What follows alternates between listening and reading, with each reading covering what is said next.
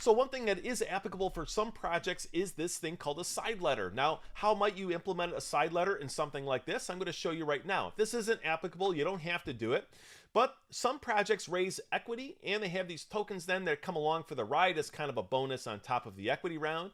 And that's what's called a side letter. So the side letter here, what we're actually saying is we have 10% of our tokens allocated to private investors. Now, how you distribute those is completely up to you. For example, when you're live, given the current settings we have over here, when we're live, we're saying that we have 10% of our tokens allocated towards our investors.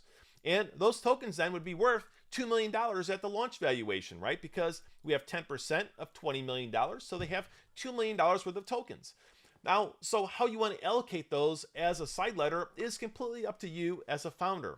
For example, if you said, all right, our total equity raise is $20 million, and if you put in, let's say, $2 million, you're going to get a tenth of whatever tokens are available. That's because you're taking a tenth of our equity round. And you could do something like this, and that could also incentivize people to buy the equity, also to give them some tokens as a potential base of liquidity. So this is something that is applicable for some projects I wanted to mention. It's not always required, and it might not be something that's required for you. But however, it is something strongly to consider because sometimes it is smarter to raise equity instead of, again, shoving all that value into the token. Because remember, that's just going to push all your valuations that much higher, right? And so hopefully this video is helpful. In the next one, we're going to cover even more depth on allocations.